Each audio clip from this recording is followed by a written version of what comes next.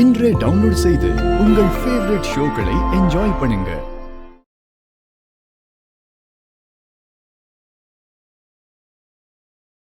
Sir இவங்க ரொம்ப புத்திசாலி சார், ரொம்ப புத்திசாலி. ரொம்ப பார்த்தீங்கன்னா ஆளுமையான பர்சன், அதீத ஞானம் உண்டு, ரொம்ப தெளிவு உண்டு. இவங்களுக்கு இந்த காலகட்டம் எப்படி இருக்கும் அப்படின்னா, மீனம் பார்த்தீங்கன்னா சார் ஜென்ம சனியில் இருக்காங்க. ஒரு விதமான மென்டல் இரிட்டபிலிட்டி இருக்கும், ஃப்ரஸ்ட்ரேஷன் இருக்கும், திடீர்னு ஸ்ட்ரெஸ் இருக்கும். இந்த மாதிரி அடிக்கடிக்கு வரும். அவங்க வெளியே இருக்கிறத வச்சு நீங்க முடிவு பண்ணிக்காதீங்க. பக்கத்துல இருக்குமா?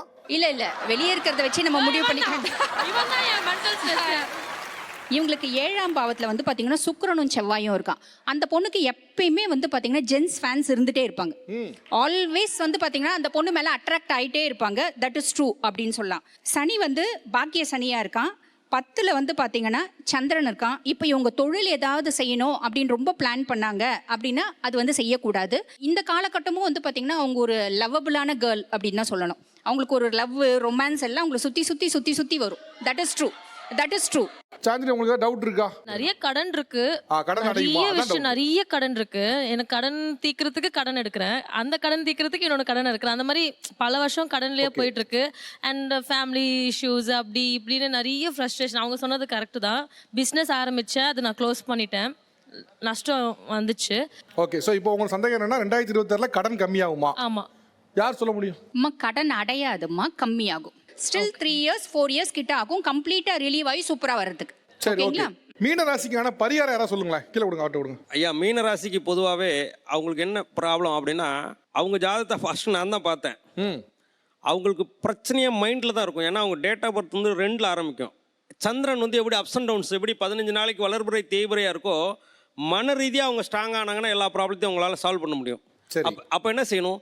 நிறைய நதிகள் ஓடக்கூடிய இடத்துலையும் நீர்வீழ்ச்சியிலே அவங்க அடிக்கடி ஸ்தானம் பண்ணிட்டு வரணும். இப்போ கடல் ஸ்தானம் பண்ணுறோம், அருவி ஸ்தானம் பண்ணுறோம், அந்த மாதிரி ஆற்றுல குளிக்கிறது, இந்த மாதிரி விஷயங்கள் இருக்கு இல்லையா? அந்த மாதிரி சீனில் அவங்க குளிக்க மாதிரி இருக்க மாதிரி ஒரு சீன் இருந்தால் கூட அவங்களுக்கு கேரக்டர் வைஸாக மிகப்பெரிய அளவில் வெற்றியை கொடுக்கும். குளிக்கிற சீன் வச்சிட போறாங்க. இல்ல என்னங்க அது? இவர் கூமாப்பட்டி எதில் ஃபேமஸ் ஆனாரு? தண்ணியில தான் ஃபேமஸ் ஆனாரு. ஏன்னா சந்திரன் சார் நல்லா புரிஞ்சுங்க. ஒரு நிமிஷம் சார், நானும் மீனராசி ரேவதி நட்சத்திரம் தான். இப்படிதான் சார் அந்த டைம்ல ஃபுல்லா குளிக்கிற சீனா வச்சிட்டு. ஒரு நிமிஷம் இங்க பாருங்க. ஏஜ் நான் கிராஸ் பண்ணி வந்துட்டேன் ஆக்சுவலா. இவர் கூமாப்பட்டி எதில் ஃபேமஸ் ஆனாரு? தண்ணியில தான் ஃபேமஸ் ஆனாரு. ஏன்னா சந்திரன். இல்ல, ஒரு விஷயம் நீங்க என்ன சொல்றீங்கன்னா, அருவி மாதிரி இடத்துல, நதி மாதிரி இடத்துல குளிக்கணுங்கிறீங்களா? குளிக்கிற மாதிரி வரக்கூடிய விஷயங்கள்லாம் அவங்களுக்கு கனெக்டட் ஆயிடும்னு சொல்றேன் சார். நீங்க சொன்ன மாதிரி கனெக்ட் ஆயிடுச்சு சார். நல்லா இருக்கு சார். வாழ்க்கை நீ ஓஹோன்னு இருக்கும். எனக்கும் சாந்தினிக்கும் கூமாப்பட்ட அறிவு இது இருக்கா சார்? அறிவு இருக்கு, குளம் இருக்கு, எல்லாமே இருக்கு சார். நான் தண்ணிக்குள்ளே தான் கிடப்பேன். நான் ஒரு திமிங்கல மாதிரி. நீங்க பரிகாரம் சொன்ன மாதிரி தெரியல, கூமாப்பட்டி சொன்ன மாதிரி தான் இருக்கு. இருக்கணுமோ? Correct sir. இல்ல நன்றி சார். இது கனெக்ஷன் காலச்சக்கரம். இப்போ நீங்க ஏன் அவங்கள மாத்தி உட்கார வைக்கல? யார் மாத்தி உட்காரணும்? இல்லையா, இப்போ எல்லாருக்கும் சீட் அரேஞ்ச் பண்ணிருக்காங்கல்ல. இப்போ அந்த அம்மாவை மேலேயோ அவர் கூமாப்பட்டி தங்க பண்ண வேற இடத்துல ஏன் உட்கார வைக்கல? ஏன்னா அவங்களும் சோலோ பண்றாங்க. ஒண்ணா அப்படி இல்லை, எப்பவுமே பிரபஞ்சம் அந்த மாதிரி ஆட்களை தான் நெருக்கி வச்சிருக்குன்னு சொல்றேன். ஏங்க யாருங்க அவரு? ஏங்க சந்தோஷமா இருக்குங்க. இப்ப இது நியதி. பரிகாரம் கேட்டீங்க இல்லையா? அப்ப ஐவிஎஃப் பண்றாங்க இல்லையா? அந்த மாதிரி உள்ளவங்களுக்கு அவங்க ஹெல்ப் பண்ணும்போது மிகப்பெரிய அளவில் அவங்களுக்கு கடன் சார்ந்த விஷயங்களை குறைச்சு கொடுத்துரும். கூமாப்பட்டி, நீங்க என்ன ராசி? எனக்கு என்ன ராசினே தெரியல சார். இல்ல, எங்களுக்கு தெரியும். நான் சொல்றதை ஏத்துக்கிறதுனா சரி. சரி, கன்ஃபார்மா உங்க ராசி என்ன உங்களுக்கு தெரியல, ஆனா ஜாதகத்தை கொடுத்துருக்கீங்க. இல்ல, அவர் டேட் ஆஃப் பர்த் சொன்னாரு, டேட் ஆஃப் பர்த் மட்டும் கொடுத்துருக்கீங்க. ஓகே. ஃபர்ஸ்ட் உங்க ரெண்டுத்துக்கு கல்யாணம் நடக்காது. ஐயோ, ஏங்க என்னங்க இப்படி சொல்லிட்டீங்க?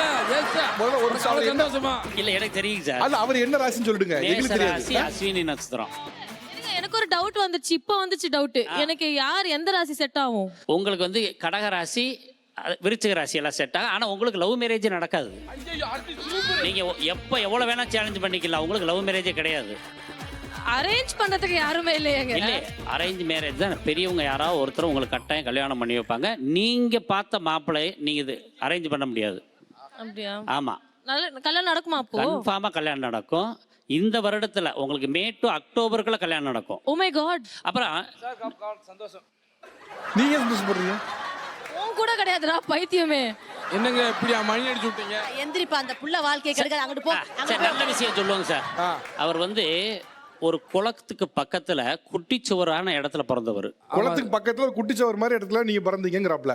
அதுவும் குறப்பிரசவத்துல தான் பிறந்திருக்கணும், ஒரிஜினல் பிரசவம் கிடையாது. ஆமா சார். ஏங்க இது எப்படிங்க உங்களுக்கு தெரியும்? ஏங்க ஜாதகம் எப்படி சொல்லியிருக்கிறோம்ல. இப்போ கூட அவர் ஏதோ ஒரு வீடு வந்து பூசாமே இருக்கு. ஆமா, வீடு பூசலங்க. இப்போ இவர் வீட்டுக்கு முன்னாடி செங்கலோ மண்ணல் ஜல்லி இந்த மாதிரி கொட்டி வச்சிருக்காங்க. அதெல்லாம் பொய்யுங்க. இருக்கு. வீடு கட்டிக்கிட்டு இருக்காங்க, வேற ஒருத்தர் கட்டிக்கிட்டு இருக்காங்க. வீடு கட்ட போற பிளான் போட்டுக்கிட்டு இருக்கேன். இல்ல உங்க வீட்டு பக்கத்துல கூட யாரோ செங்கலோ மண்ணோ போட்டு பக்கத்துல கட்டிட்டு இருக்காங்கிறாரு. அப்படியா? என்னங்க வீட்டுக்கு போனீங்களா இல்லையா? அவர் தான் சிசிடிவில பார்த்த மாதிரி சொல்லிருக்காரு, உங்களுக்கு எதுவும் தெரிய மாட்டேங்குது. நீங்க என்னையா ஜோசியர் ஜாதகத்துல ரேஷன் கடையில என்ன வாங்கினாங்கிற பூரா கரெக்டா சொல்றீங்க. அப்படியா? அவன் வந்து ஒரு ஞானிங்க சார். யாரு? அந்த பையன் வந்து ஒரு ஞானி. ஞானினா அதாவது உலகத்துல எல்லா விஷயமும் தெரிந்து கொள்ளும் ஆற்றலும் தெரிந்ததை சொல்லும் ஆற்றலும் உடையவன். அப்படியா? சரி, ஓகே ஓகே. கீழே கொடுங்க, விசித்ரா அவங்கள்ட்ட கொடுங்க. விசித்ரா அவரோட ஜாதகம் உங்ககிட்ட தானே இருக்கு? என்கிட்ட தான் ஓகே. இருக்கு. உங்க கேள்வி என்னன்னு கேளுங்க மேடம், அதுக்கு நான் பதில் சொல்றேன். இப்போ வந்து ஓகே நான் செட்டில்டு அப்படின்னு நம்ம சொன்னாலும் கெரியர் வைஸ் ஸ்டில் நம்ம வந்து அந்த ஒரு கெரியர்ல ஒரு ரீச் ஒன்று சொல்லுவோம் இல்லையா? நினைச்ச இடத்தை அடைய முடியல. நினைச்ச சாட்டிஸ்ஃபேக்ஷன் இதுதான் நம்ம நினைச்சோம், அதை நம்ம அச்சீவ் பண்ணிட்டோம். அது ஏன் மீனராசிக்கு அவ்வளோ கஷ்டமா இருக்கு? இப்போ வந்து நீங்க ரேவதி நட்சத்திரம், சனி வந்து ரேவதியில போறார். இப்போ உத்திரட்டாதியில போயிட்டு இருக்கு, அடுத்து ரேவதியில போறார்.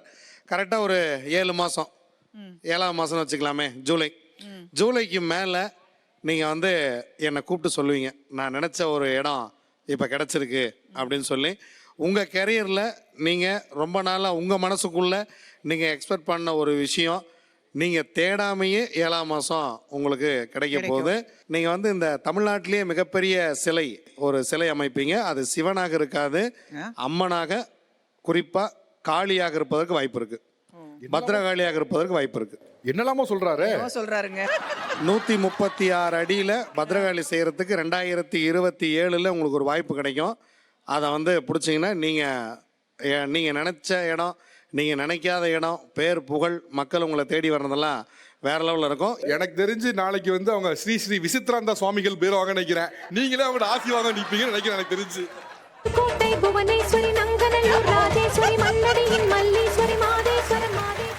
ஓகே, நீங்க என்ன மீனராசி? இல்ல மீனராசி, ரேவதி நட்சத்திரம். ஜாதகம் இங்கே உங்ககிட்ட இருக்கா? ஓகே. உங்களுக்கு என்ன டவுட் இருக்குமா? அதான் அடுத்த வருஷம் எப்படி இருக்கும் அண்ட் கல்யாணம், வேலை. பாப்பா ஐப்பசி மாதம் நீங்க பிறந்திருக்கீங்க. அப்ப சூரிய பகவான் நீசத்துல இருக்கிற மாசம் அது. நிறைய விஷயத்த 2026 சீக்கிரட்டா மெயின்டைன் பண்ணுங்க. நிறைய விஷயம் கண்டிப்பா ஏதாவது ஒரு நட்புக்கு அன்புக்கு அடிக்ட் ஆவீங்க.